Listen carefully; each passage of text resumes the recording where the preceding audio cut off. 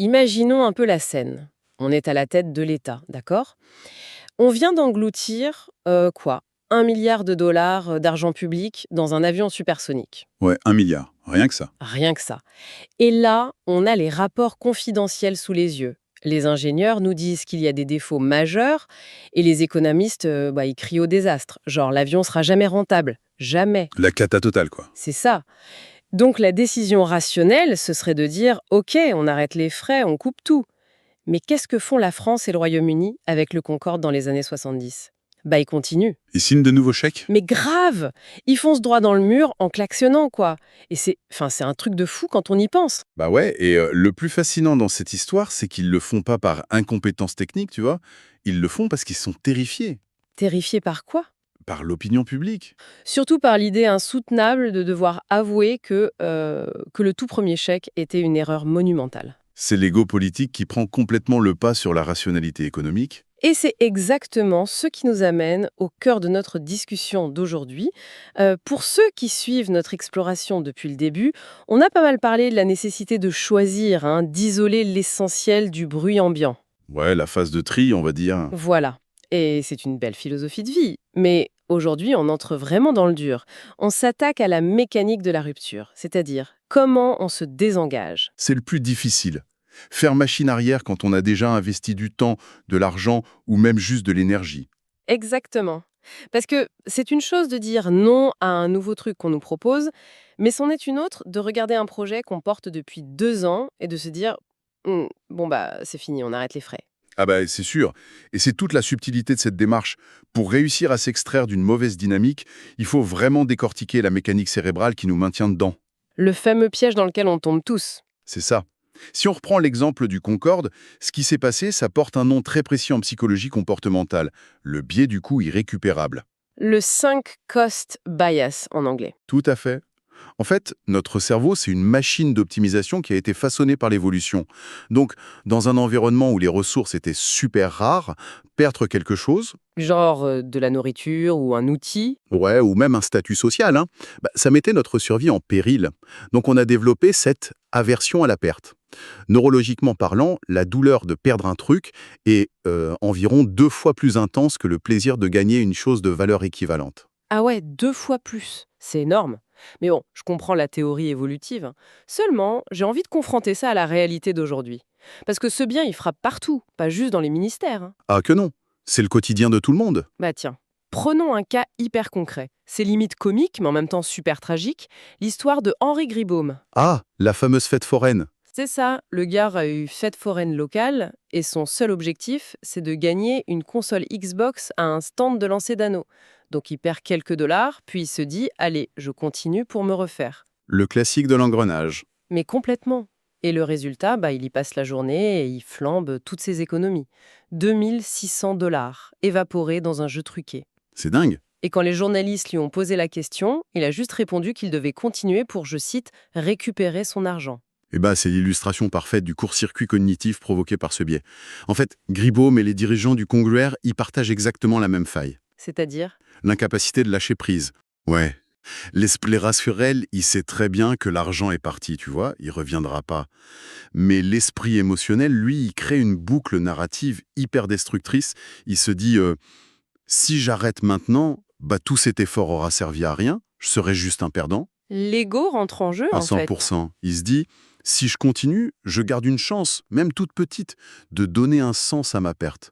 C'est pour ça qu'on s'obstine à finir un bouquin hyper nul de 500 pages juste parce qu'on a lu les 100 premières. Oh là là, je plaide coupable. Ou alors, le classique, hein, on reste dans la salle de ciné devant un navet intergalactique sous prétexte qu'on a payé sa place. Voilà, exactement ça. Mais attends, je t'arrête 2 secondes sur l'exemple du cinéma. Parce que si je reste devant le mauvais film, en fait, je perds mon argent et 2 heures de ma vie. C'est la double peine. Grave, c'est la double peine. Et pourtant, on le fait presque tous. Un peu comme attendre un bus en retard sous la pluie pendant 3 quarts d'heure au lieu de prendre un taxi, juste parce qu'on l'a déjà attendu 20 minutes. C'est totalement irrationnel, ouais. Mais ce qui me frappe là-dedans, c'est qu'il s'agit toujours de justifier une dépense initiale, que ce soit du temps ou de l'argent. Mais dans la vraie vie, on se retrouve souvent coincé dans des trucs qui nous ont rien coûté au départ. Mhm. Des engagements qu'on a juste acceptés comme ça. Voilà. des projets qu'on nous a refilés ou même des objets qu'on nous a donnés. Est-ce que ce même biais, il s'applique quand il y a eu zéro investissement au début? Alors là, c'est une super distinction. Parce que quand l'investissement initial est nul, c'est un autre mécanisme qui prend le relais. Un truc tout aussi puissant. L'effet de dotation. L'effet de dotation, c'est quoi exactement? C'est un concept qui a littéralement valu le prix Nobel d'économie à Daniel Kahneman. Pour comprendre pourquoi on s'accroche à ce qui ne nous a rien coûté, il faut regarder son expérience fondatrice. En gros, il a pris une classe d'étudiants et il a distribué des simples tasses à café. Juste des mugs basiques. Des mugs ordinaires, ouais. Il les a donnés à la moitié de la classe au hasard. Ensuite, il a demandé à ceux qui avaient reçu le mug à quel prix ils accepteraient de le revendre. Ok, et ils ont répondu quoi? Le prix moyen qu'ils exigeaient, c'était 5,25 $. Bon, jusque-là, ça ressemble à une négociation normale, quoi. On essaye de gratter un peu. Sauf que, ensuite, il a demandé à l'autre moitié de la classe, donc ceux qui n'avaient pas de tasse, combien ils seraient prêts à débourser pour en acheter une. Et là, j'imagine qu'il y a un décalage. Un gouffre. Leur prix maximum stagnait à 2,75 $. En gros, la valeur perçue de l'objet, elle a pratiquement doublé pour la seule raison qu'il était atterri entre les mains de certains étudiants. Ah ouais! Donc en fait, le cerveau fusionne un peu notre identité avec l'objet. C'est plus une tasse, c'est ma tasse. Exactement. Le simple fait de posséder l'objet augmente sa valeur à nos yeux. C'est fascinant sur le plan clinique, mais projetons un peu ça sur ceux qui nous écoutent.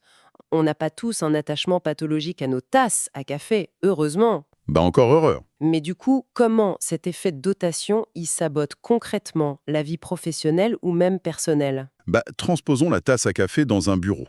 Imaginons un projet d'entreprise qui traîne. Un truc qui manque de vision, qui draine l'énergie de tout le monde. Le fameux projet Boulet. Voilà. Eh bien, si on est la personne en charge de ce projet, l'effet de dotation va complètement brouiller notre jugement. Ce n'est plus un projet défaillant, c'est notre projet. Ah, et là, l'ego rentre dans la danse. Totalement. Admettre que le projet doit être fermé, ça ressemble plus à une décision stratégique. Ça devient presque une amputation de notre propre valeur professionnelle. On surestime la valeur de nos responsabilités juste parce qu'on les occupe. C'est le même truc qui fait qu'on garde un vieil appareil électroménager dans son carton au fond du garage, en fait. C'est la même mécanique. Ou qu'on maintient une routine inefficace. On en est propriétaire, donc on la surévalue. Je vois très bien le piège. En gros, le cerveau floute la limite entre je gère un projet qui foire et je suis un loser. C'est une très bonne façon de le résumer. Mais alors, face à cette illusion créée par notre ego, c'est quoi la parade? Comment on force notre cerveau à redevenir objectif?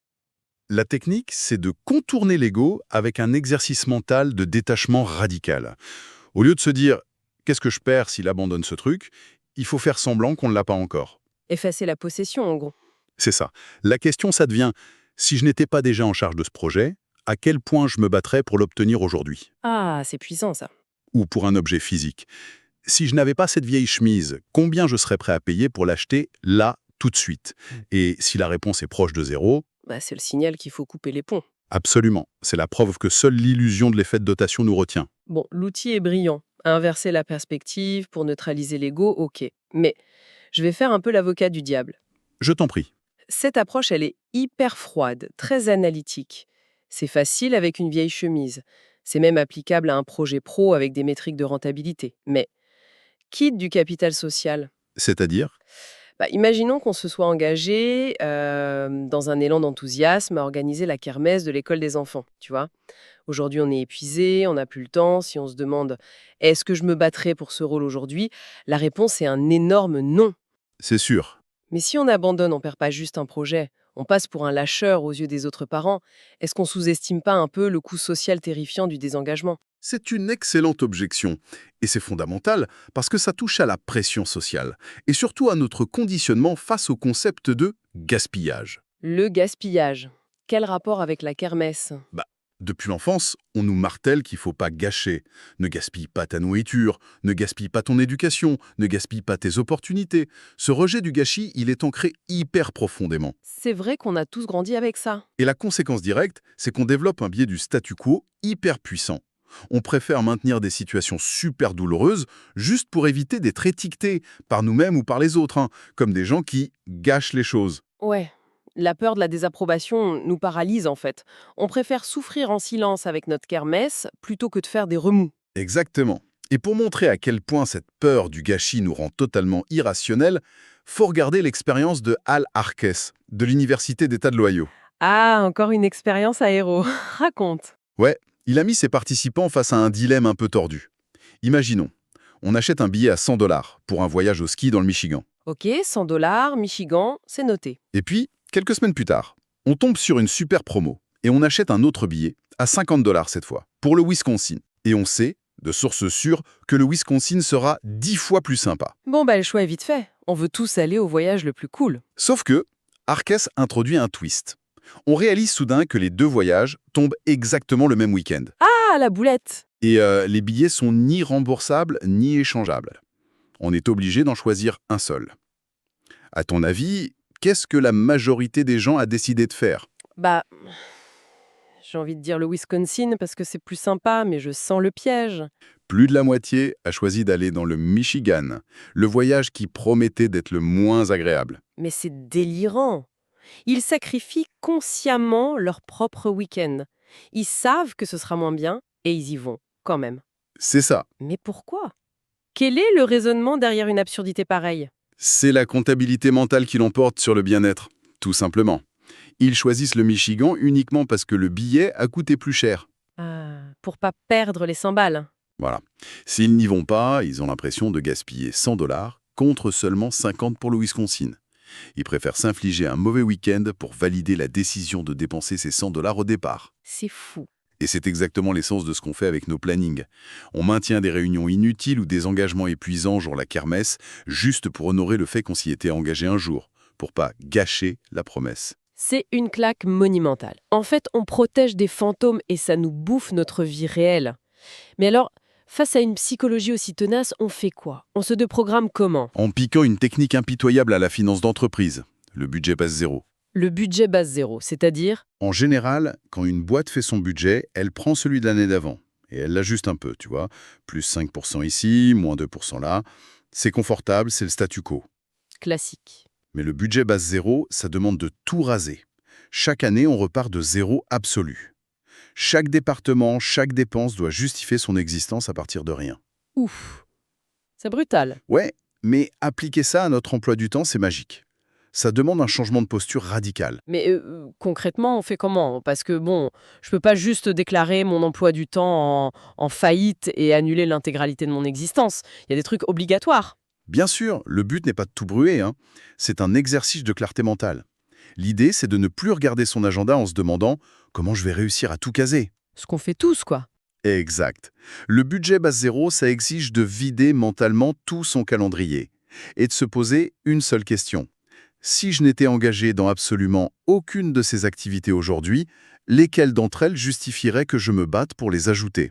Ah ouais, c'est pas pareil du tout. Ce changement de perspective, ça détruit instantanément les obligations fantômes, celles qu'on garde juste par habitude. D'accord, donc l'exercice de simulation est surpuissant, ça je te l'accorde. Je vide mon calendrier, je regarde ce qui mérite d'y retourner, et tout le reste c'est out. Voilà. Mais on en revient au mur de la réalité. Identifier ce qui sert à rien, c'est que la moitié du boulot. L'autre moitié, c'est l'exécution. Il faut bien aller voir les gens pour leur dire qu'on arrête. Et c'est là que l'angoisse monte. Bah carrément. Comment on coupe ces trucs sans passer pour un sociopathe et sans se mettre tout le monde à dos? Eh bien, c'est là que la stratégie devient passionnante. Il y a des méthodes de sortie, disons, silencieuses, presque chirurgicales. La plus élégante, c'est le concept du pilote inversé. Le pilote inversé. Ouais. Prenons un vrai exemple. Chez LinkedIn, un de leurs dirigeants, Daniel Shapiro, avait un gros problème. Son équipe passait un temps fou chaque semaine à faire un rapport visuel hyper complexe. L'usine à gaz, quoi. Le monstre bureaucratique. Et Shapiro soupçonnait très fortement que personne chez les boss ne lisait ce fameux rapport. Ah, le classique. Le rapport qu'on fait parce qu'on a toujours fait ce rapport. Mais si dans le moment boss ils s'en servent, ils vont forcément dire oui, par principe. Personne va avouer non, je lis jamais tes trucs. Exactement. S'il lance un grand débat sur la suppression, il va froisser l'ego des destinataires et braquer son équipe qui a bossé dessus. Donc il a fait quoi? Le pilote inversé.